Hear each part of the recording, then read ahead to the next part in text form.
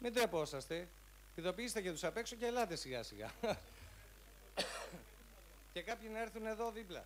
Για να φτιάξουμε ώστε να κάνουμε και το τεστ. Και ένα τασάκι θέλω.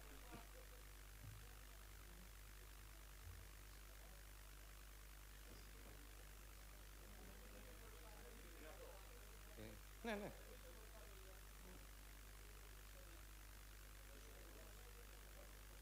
Σπύρο, κάποιοι να έρθουν από εδώ.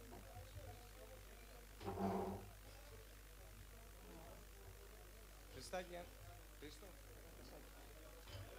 Και τον αναπήρα μου πήραν.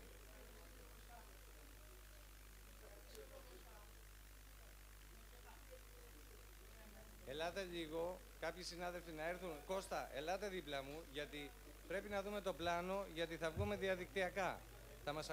Θα μας δουν και άλλοι συνάδελφοι από την επαρχία.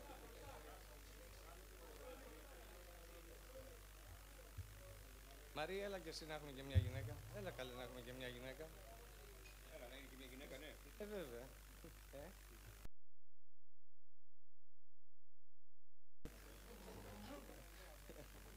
Για το βραβείο είναι αυτό. Τον μαρτύρα. Ναι.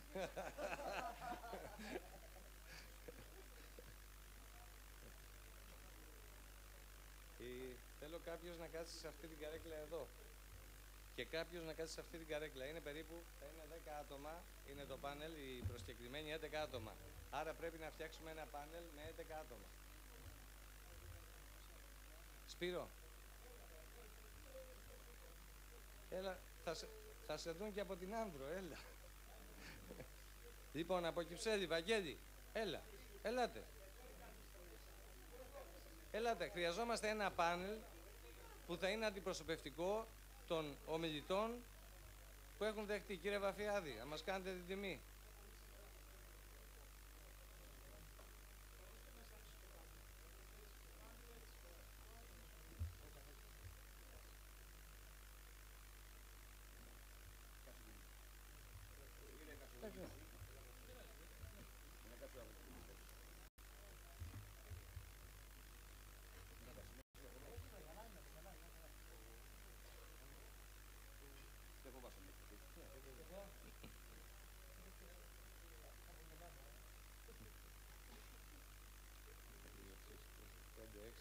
Παιδιά, ωραία. Γιώργο, έλα σε παρακαλώ στην καρέκλα. Πρέπει να αρχίσουν να λέω ονόματα.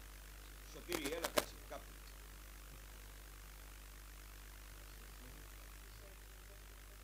Γεράσιμε. Έλα λίγο. Έλα. Σαν γλάστρα. Δεν πειράζει.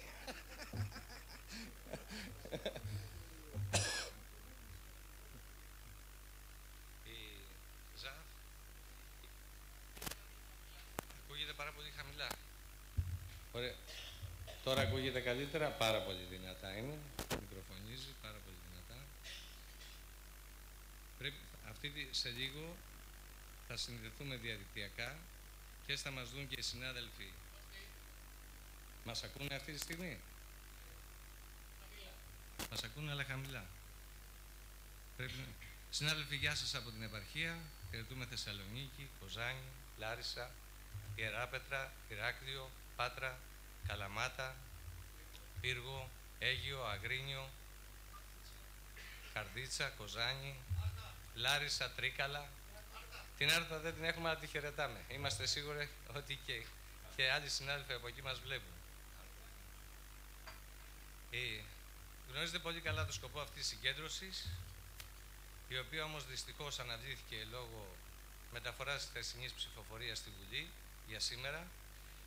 Ήταν πολύ σημαντική ψηφοφορία, καθυστέρησε να ξεκινήσει και έτσι δυστυχώς οι προσκεκλημένοι μας που μας κάναν την τιμή και δέχτηκαν να έρθουν εδώ, δυστυχώς πρέπει να είναι στη Βουλή. Μόνο ο κύριος Βαφιάδης που με δική μου ευθύνη καθυστέρησα να τον πάρω τηλέφωνο, δεν είναι βουλευτής και έχει και το χρόνο. Γνωρίζετε όλοι το πρόβλημα, είναι η επικυροποίηση του νόμου που αφορά την απαγόρευση του καπνίσματος. Γνωρίζετε τις θέσεις μας. Εμείς δεν είμαστε και το δηλώνουμε υπέρ του καπνίσματος. Εμείς ζητάμε το αυτονόητο, το να μπορέσουν να λειτουργήσουν τα καταστήματά μας. Και βέβαια έχουμε ξεκαθαρίσει και το ξεκαθαρίζουμε ότι δεν είμαστε δημόσιοι χώροι. Είμαστε ιδιωτικές επιχειρήσεις και εξυπηρετούμε κοινωνικές ανάγκες. Όπως κάνουν όλες οι επιχειρήσεις. Και αυτοί επιλέγουν σε ποιους πελάτες θα απευθυνθούν και ούτω καθεξής.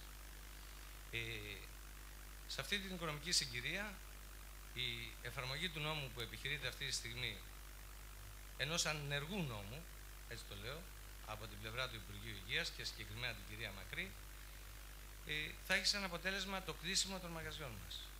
Γιατί ακόμη και με χθεσινή δημοσίευση μιας έρευνας της ΓΕΣΕ προβλέπει ότι 1 στα 2 μαγαζιά κινδυνεύουν να κλείσουν. Μέσα στο επόμενο τρίμηνο, η έρευνα από το Ινστιτούτο Μικρών Επιχειρήσεων της ΓΕΣΕΒΕ προβλέπει ότι θα χαθούν μέσα στο τρίμηνο 47.000 θέσεις εργασίας. Είναι τρομακτικό το νούμερο. Η έρευνα έδειξε επίσης ότι το 70% των συναδέλφων μας αδυνατούν να ανταπεξέλθουν σε βασικές υποχρεώσεις οικονομικές. Υπάρχουν πάρα πολλά στοιχεία, θα τα αναλύσουμε πολύ περισσότερα στην επόμενη συνάντηση την οποία θα κάνουμε, δηλαδή αναβάλλεται σήμερα, αλλά αυτή η συνάντηση θα γίνει.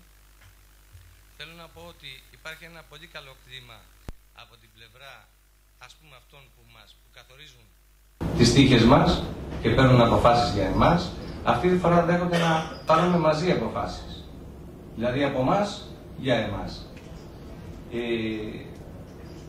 Δεν θέλω να σας κουράσω πάρα πολύ. Αυτά που ήθελα να τα πούμε θα τα πούμε αναλυτικότερα, γιατί θέλουν να ακούνε και οι εκπρόσωποι μας που είναι στη Βουλή.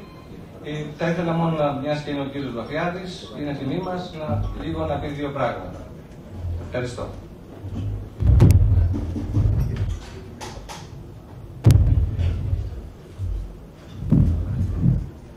Καλησπέρα και από μένα. Εγώ καταρχάς για να σας πω ποιος είμαι, γιατί ακούστηκαν για πολιτικός. Εγώ δεν είμαι πολιτικός, είμαι δημοτικός σύμβουλος της Αθήνας, πρώην αντιδήμαρχος της Αθήνας με τον κύριο Δαβαγραμμάνη και θα είμαι και υποψήφιος. Άρα μπορεί να λογιστεί ότι αυτή η συγκέντρωση που κάναμε εδώ δεν έχει καμιά σχέση με τα δημοτικά, γιατί από ό,τι καταλαβαίνω είναι όλοι εκτός Αθήνας σε πολλή επαρχία βλέπω. Αυτό είναι καλό. Άμα ήμουν υποψήφιος ευρωβουλευτής, κάτι θα γινόταν.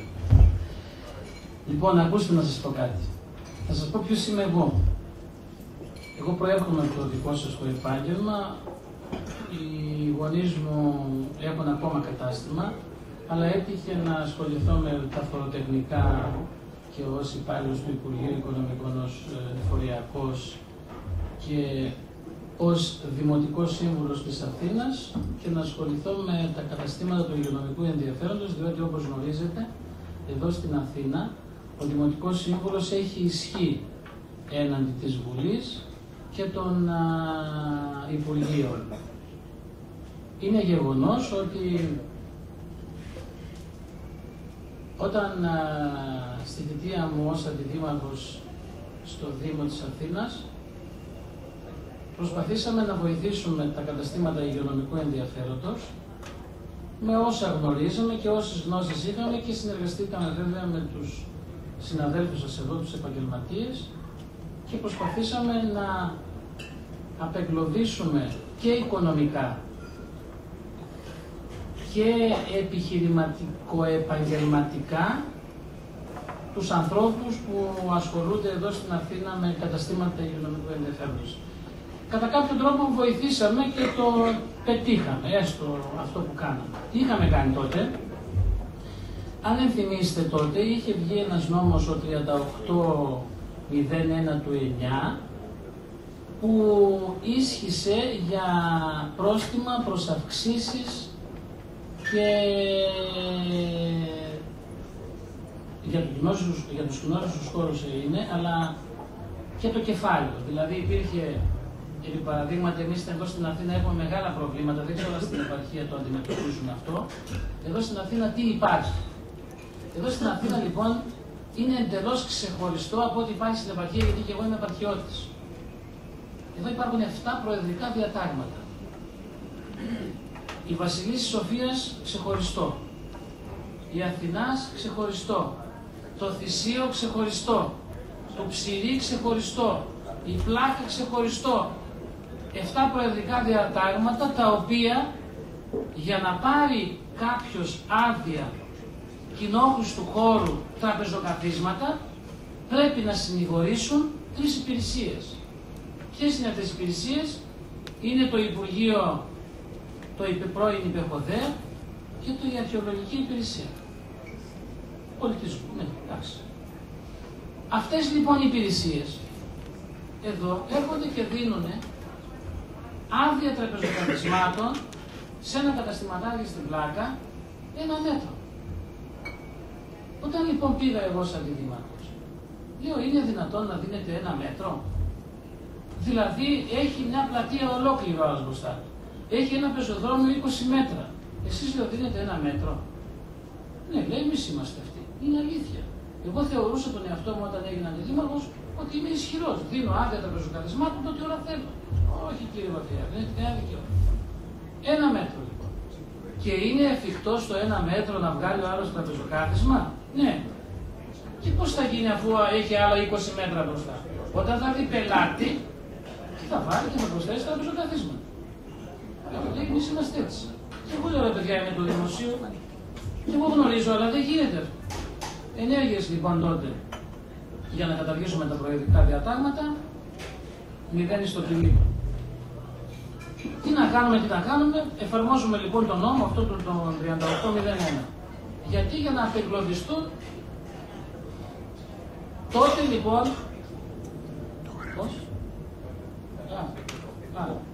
Τότε λοιπόν, τι κάναμε εμείς? Καταργήσαμε όλες τις προσαυξήσεις, 0 δηλαδή προσαυξήσεις, αν είχες ας πούμε 1 χιλιάρικο προσάυξηση στο κεφάλαιο, τις καταργήσαμε και στο πρόστιμο καταργήσαμε το 70%, άρα πλήρωνες μόνο το 30% και το κεφάλαιο παρέμεινε ως είχε. Το 8 όμως έσκασε η οικονομική κρίση και δημιουργήθηκαν προβλήματα στην Αθήνα. Διότι αυτός που ήταν νοικοκύρης επαγγελματίας μέχρι το 8 πλήρωνε κανονικά τις άδειες των τραπεζοκαθισμάτων. Το 9 το 10 δεν μπορούσε ο άνθρωπος διότι είχαν καταπέσει και η μεγάλη κρίση αυτή έφερε σε δεινή θέση και τους επαγγελματίες.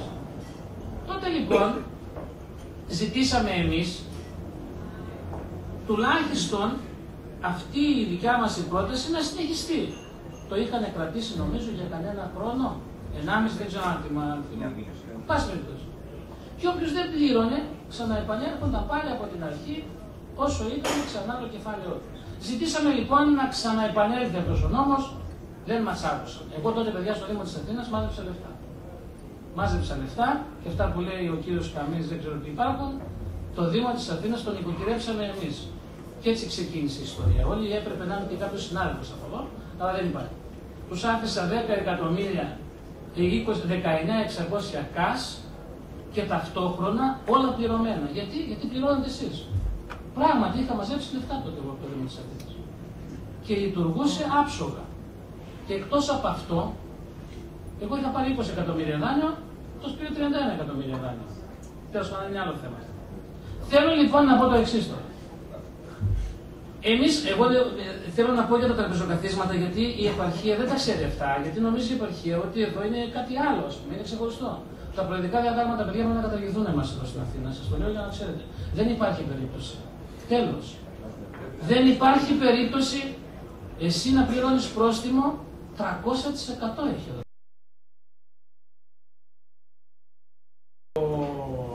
Ο Ανδρέας έχει ένα μαγαζί. Αν πάει και τον γράψει ένα τετραγωνικό, είναι το τετραγωνικό που πληρώνει στην Πλάκα είναι 500 ευρώ το τέλος. Επί 3 φορές είναι αυτό, 1,5 χιλιάρικο δηλαδή. Και αν τον συλλάβουν ότι έχει 20 μέτρα, 30.000 ευρώ. Ξέρετε ότι υπάρχουν εδώ καταστηματάρχες οι οποίοι χρωστάνε 800.000, 900.000, 1 εκατομμύριο, 1.200 θυμάμαι τώρα. Γιατί η αρχαιολογική υπηρεσία του δίνει 1 μέτρο. Μα αυτό έχει 150 μέτρα ο άνθρωπος. Εν πάση περιπτώσει, εμείς λοιπόν ως παράταξη του Νικήτα Κακλαμά, και κακώς ήρθα εδώ να μιλήσω ως παράταξη, πρέπει να μιλήσουμε θα επαναφέρουμε αυτόν τον νόμο, θα καταργήσουμε το 200 και 300% για να ξεκαθαρίσουμε τις θέσεις, τις δικές μας τουλάχιστον, και θα εισηγηθούμε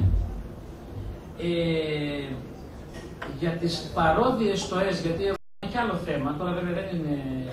Δηλαδή, εντάξει, ωραία. Πάμε λοιπόν για το κάπνισμα, να σας πω τι σημαίνει για το κάπνισμα. Ποια είναι η θέση η δική μας. Η δική μας θέση, ξέρουμε ότι αυτή τη στιγμή υπάρχει ένας νόμος για το κάπνισμα, ξέρουμε ότι μας επιβάλλει η Ευρωπαϊκή Ένωση, ξέρουμε. Όμως, στην Ευρώπη, όπως ξέρετε, υπάρχουν καταστήματα υγειονομικού ενδιαφέροντος που έχουν ξεχωριστούς χώρους και καπνίζουν. Εμείς εδώ είναι ψηλοπλήρω. Εμείς, σαν παράδοξη, δεν συμφωνούμε.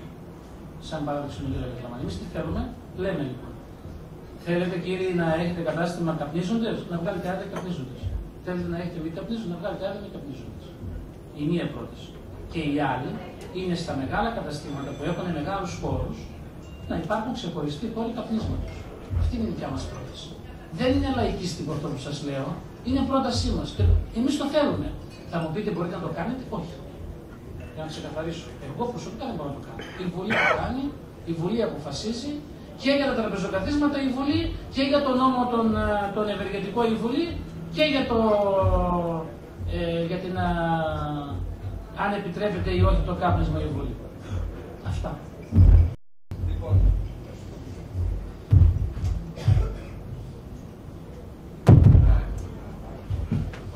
ευχαριστήσουμε τον κύριο Παπιάδη.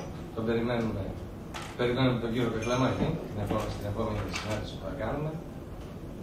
Όλα αυτά τα οποία λέει είναι θέματα που μας απασχολούν και τα έχουμε βάλει.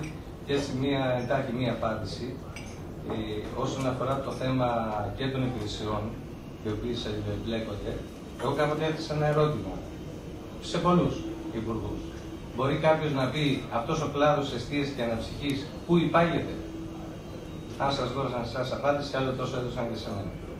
Γι' αυτό ακριβώς είχαμε προτείνει μία γραμματεία, η οποία θα ήταν στο Υπουργείο Ανάπτυξης, ολιγομελή, με 2 άτομα, όπου θα κωδικοποιούσε όλη την υπάρχουσα νομοθεσία και έτσι θα ενημέρωνε μέσω των επιμελητηρίων ή σωματείων όλους τους συναδέλφους, και από την άλλη θα μπορούσε όποιος ενδιαφερόμενος, αφού θα είχε πλέον κωδικοποιηθεί αυτή η νομοθεσία, να μπορεί να βρίσκει όλες τις πληροφορίες για να αποφασίσει αν θα κάνει μαγαζί ή όχι. Γιατί έχουμε το εξής φαινόμενο. Να ξεκινάς να κάνεις ένα μαγαζί και δεν ξέρεις τι ακριβώς θέλουν, γιατί πρώτα απ' όλα δεν προλαβαίνουμε τις ερμηνείες και τις διατάξεις που βγαίνουν. Να ενημερώσω ότι πριν από λίγες ημέρες καταργήθηκε μια παλιά διάταξη που έδινε τη δυνατότητα να προσφύγουμε ή να μας κλείσουν το μαγαζί να πάρουμε μια αναστολή, και τώρα πια κατευθείαν η αστυνομία με 3 μηνύσεις ζητάει από το Δήμο να αφαιρέσει την άδεια. Χωρίς να έχουμε. Βέβαια. Είναι τρελό. Ποιος την έβγαλε, παιδιά, ποιος έκανε, δεν το ξέρουμε. Να γιατί ακριβώς λέμε ότι υπάρχει αυτή η αναγκαιότητα. Πρέπει να σταματήσει κάποτε αυτό. Δηλαδή δεν θα μπορεί να περάσει καμία διάταξη, κανένας νόμος, αν δεν απευθυνθεί σε αυτή τη γραμματεία, ώστε αυτή η γραμματεία να αντλήσει τις ενστάσεις ή διαφωνίες από επιμελητήρια και σωματεία, να γίνει μια διαβούλευση και τότε. Γιατί έχουμε αυτό. Έψαχνα να συγκεκριμένως. Φαντάζομαι συμφωνείτε σε αυτό, κύριε Παπιάδη. Ανοίξτε και το άλλο μικρόφωνο. Ναι, ναι. Εντάξει. Θα κάνετε το εξής. Θα απευθυνθείτε στο Δικηγορικό Σύλλογο Αθηνών. Θα πάτε στο Δικηγορικό Σύλλογο Αθηνών, ώστε ένα σοβαρό, γιατί δεν μπορεί ο καθένας, ο κάθε αστυνομικός και ο κάθε χωροφύλακας να έρχεται. Αυτά τα έχουμε καταργήσει πριν 15-20 χρόνια. Είναι λογική. Στο Δικηγορικό Σύλλογο λοιπόν θα απευθυνθείτε, το ύψιστο επιστημονικό όργανο της χώρας και το νομικό είναι οι δικηγόροι. Θα πάτε λοιπόν στο Δικηγορικό Σύλλογο Αθηνών και θα το θέσετε θέμα. Σας το λέω από τώρα και αν χρειαστεί θα το κι εγώ. Όχι, βεβαίως θα το θέσουμε αυτό το θέμα, γιατί είναι πάρα πολύ σοβαρό. Θα ζητήσουμε να ακυρωθεί αυτή η διάταξη. Αλλά την ανέφερα μόνο και μόνο για να πω ότι όποιος θέλει, με κάποιο τρόπο καταφέρνει πάντα να βγάζει μια διάταξη. Αυτό κάπου δεν πρέπει να σταματήσει. Είμαστε ένας κλάδος με πολύ μεγάλη δυναμική. Είμαστε ο μοναδικός κλάδος που ενδεχομένως αντέχει, ενδεχομένως λέω, αλλά αντέχει με την προσωπική προσπάθεια του καθενός από εμάς, και περί αυτού πρόκειται, για τη στήριξη δεν έχουμε πουθενά. Λένε δημόσιοι χώροι. Γιατί επιχορηγηθήκαμε, ούτε καν δάνεια δεν μας δίνουν. Δεν προβλέπεται από την νομοθεσία. Κι όμως, παρόλα αυτά, μας καταφέρνουν όλοι να επιβάλλονται πάνω μας. Αυτό κάποτε πρέπει να σταματήσει. Λοιπόν, συνάδελφοι, πιστεύω ότι η επαρχία δεν μπορέσαμε να επικοινωνήσουμε. Θα το κάνουμε την επόμενη φορά. Θα έρθουμε σε επαφή μαζί τους τηλεφωνική, δηλαδή με τις πόλεις που θα ήμασταν συνδεδεμένοι. Θα έχουμε λύσει το τεχνικό πρόβλημα αυτό που υπήρξε. Άλλωστε, είναι δοκιμή αυτό που κάνουμε. Γιατί κάνουμε αυτή τη συγκέντρωση, μιας και μαζευτήκαμε εδώ, και θα ακολουθήσει η επόμενη. Αυτά έχω να σας πω. Χρειάζεται η δική σας παρουσία και η ενίσχυση την επόμενη φορά που θα κάνουμε. Θα την προγραμματίσουμε για την άλλη εβδομάδα. Δεν ξέρουμε ημερομηνία γιατί πρέπει, λόγω του ότι όλοι οι συνομιλητές είναι στη Βουλή και ψηφίζουν, αυτή την περίοδο υπάρχουν πάρα πολλές ανάγκες του να βρίσκονται εκεί για την ψηφοφορία. Συνεπώς θα πρέπει να συνεχθούμε, να δούμε λίγο το πρόγραμμα της Βουλής και κατόπιν αυτού να συναποφασίσουμε πότε θα είναι η επόμενη συνάντησή μας. Εσείς που είστε από επαρχία τώρα μου είστε στο μυαλό. Εσείς που είστε οι περισσότεροι από την επαρχία. Εσείς που είστε περισσότεροι από την επαρχία.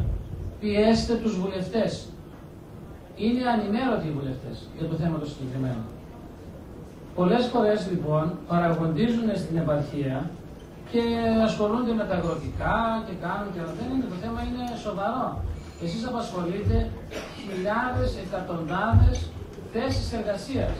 Είστε ισχυροί, σας το λέω εγώ. Είστε πανίσχυροι. Αλλά επειδή δεν υπάρχει συντονισμένη προσπάθεια, πώς το λένε, πανελλαδική, ας πούμε, γιατί ο καθένας κοιτάει τη δουλειά του, άλλος κοιτάει την εφορία του, άλλος δεν ξέρω τι, άλλο να τα πάω εκεί κτλ. Είστε ισχυροί, είναι σοβαρά τα θέματα. Σοβαρά τα θέματα και τουλάχιστον θα πρέπει να καταλάβετε, εγώ επειδή ο πατέρας μου είναι επαγγελματίας και το ξέρω το θέμα το συγκεκριμένο πολύ καλά, δεν αντέχετε. Δεν αντέχετε αυτή τη στιγμή. Δεν μπορεί να πληρώσει ούτε εισφορές, ούτε τιμολόγια, ούτε προμηθευτές, τίποτα. Έχει πέσει κατά 50% το επάγγελμά σας, έτσι, και ταλαιπωρείτε. Έτσι, πρέπει να πιάσετε σφιχτά, δηλαδή, δεν τα αφήνετε. Ευχαριστούμε κύριε Παπαδία. Εγώ δύο πράγματα που θέλω να επισημάνω είναι το εξής. Είναι ότι είμαστε ο πιο μεγάλος χώρος, ας πούμε, στην Αθήνα, μιλάω για την Αθήνα γενικότερα, και δεν έχουμε καταφέρει να έχουμε δύο ανθρώπους στο Δημοτικό Συμβούλιο, δικούς μας ανθρώπους. Δηλαδή, τι λέω, ότι όλες αυτές οι διατάξεις του νόμου, των νόμων που έχουν να κάνουν με υγειονομικό ενδιαφέρον τους, θα έπρεπε να είναι δύο άνθρωποι, τρεις, ξέρω εγώ, πέντε εκεί στο διαμέρισμα ή οπουδήποτε, που να είναι από το χώρο μας. Γιατί ο καθένας έχει μαγαζί στο κέντρο, αλλά ψηφίζει στο Κουβάωνα. Εσύ ψηφίζει και εγώ στο Καλαμάκι, στην Λιπάτα. Περισσότεροι. Αυτό λοιπόν μας καθιστά εμάς υπεύθυνους στη λογική του ότι δεν μπορούμε να προσπαθούμε από μόνοι μας. Και είναι αυτονόητο ότι εδώ που είναι η δουλειά μας, που μας ενδιαφέρει, γιατί εδώ είμαστε όλες τις ώρες, τέλος πάντων, τις πιο πολλές ώρες της ημέρας, εδώ περισσότερο. Ανθρώπους και μετά, ένα είναι αυτό, και μετά λέω ότι μα πέρασε ο Νίκο μου γιατί. Λέω ρε παιδί μου, ξέρω εγώ πότε. Εν πάση περιπτώσει, θεωρώ ότι είμαστε η μεγαλύτερη δύναμη, ας πούμε, και οικονομική της χώρας, ο χώρος ο δικός μας, και είμαστε εμείς αυτοί που μπορούμε να παλέψουμε για το νόμο του καπνίσματος. Δηλαδή να πιέσουμε καταστάσεις. Αύριο έχουμε ένα ραντεβού με τον κύριο Ψυχάρη, όπως είπαμε και μίλησαν τον κύριο Αρβανίτη εδώ. Λοιπόν, επειδή αυτός είναι ο διάολος που λέμε, και δεν μπορεί να το καταλάβει, να το κατανοήσει, γιατί ο άνθρωπος είναι παιδί του σωλήνα. Δεν ξέρει τι θα πει κοινωνία και τι θα πει μαγαζί. Αλλά πέρα από αυτό, τέλος πάντων, λοιπόν, έχουμε το ραντεβού αύριο, θα δούμε τι θα γίνει μετά και από εκεί πέρα πάμε στη μακρύ. Αυτά έχω να πω και τίποτα άλλο. Λοιπόν, ο Ανδρέας είμαι εγώ, θα με μάθετε. Από την Πάτρα. Ο Ανδρέας από την Πάτρα. Δεν ξέρω αν θέλει κάποιος συνάδελφος να πει κάτι, να ρωτήσει. Υπάρχει ένα σήμα το μικρόφωνο στο οποίο θα μπορούσε να παρέμβει και ενδεχομένως ναι. Τότε κάποιος να μοιράσει το μικρόφωνο. Η κάμερα μπορεί να δείχνει, Λαούτιο.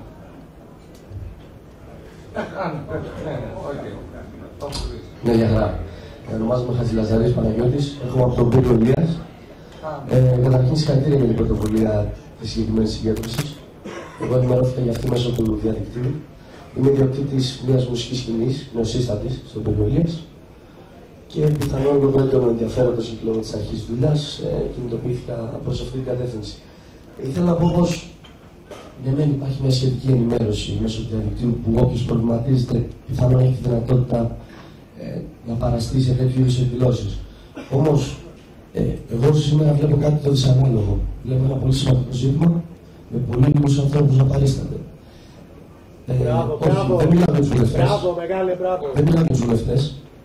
Για μένα θεωρώ ότι η συζήτηση είναι πιο ουσιαστική από το αν θα παραστεί κάποιος υποψήφιος βουλευτής, χωρίς να είναι τη σημαντικότητα της παρουσίας του κ. Βαφίρατη, έτσι.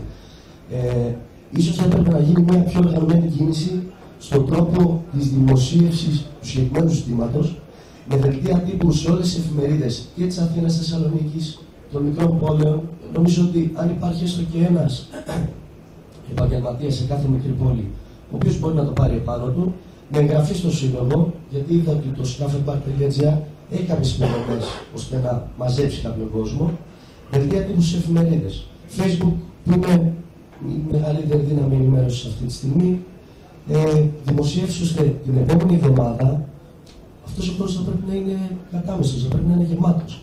Δηλαδή, υποτίθεται ότι είναι ένα ζήτημα.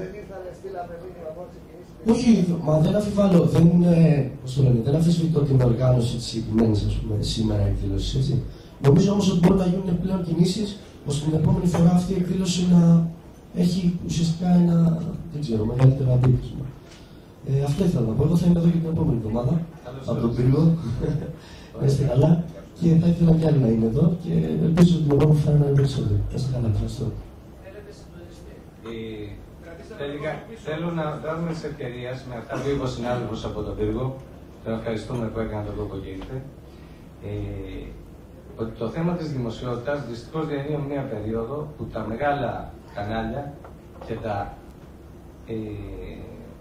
τα μέσα μαζικής ενημέρωσης έχουν βάλει φρένο. Κάποιοι βάζουν πόδι εκεί. Πατάνε πόδι και δεν μας επιτρέπουν. Υπήρξε μία αναφορά, δεν θα πω πού και ποιος, όπου πήγε το δελτίο τύπου, ο δημοσιογράφος έκανε τη δουλειά του, το έβαλε λοιπόν, μπήκε για να πει, και με εντολή κόπηκε. Αυτό είναι μια απάντηση. Άρα πρέπει να στηριχτούμε στις δικές μας δυνάμεις, στα δικά μας μέσα, πράγματι, μέσα στο Facebook, του Twitter, δηλαδή όλα αυτά που είναι, οι συνάδελφοι από την επαρχία, έτσι να το αναδείξουμε. Υπήρξε μία, ήρθε σήμερα εδώ και το Αθηναϊκό Πρακτορείο, είναι το μόνο που μας στηρίζει, και σίγουρα κάποια ραδιοφωνική σταθμή, και ο 984, η τοπική μιλάω. Έχουμε στείλει πάρα πολλά δελτία τύπου, αλλά δυστυχώς πέφτει ψαλίδι. Πρέπει να το αντιμετωπίσουμε και αυτό. Κάποιος άλλος συνάδελφος που θέλει να πει κάτι? Ωραία. Οπότε εδώ, ναι, να χαιρετήσουμε τους φίλους από την επαρχία. Θα είμαστε σε επικοινωνία, θα μιλήσουμε τηλεφωνικά. Μέσω του skafebar του διαδικτυακά θα ανακοινώσουμε την επόμενη και θα συντονιστούμε καλύτερα. Ευχαριστούμε την επαρχία. Εδώ θα διακόψουμε τη διαδικτυακή παρουσίαση. Σας ευχαριστούμε.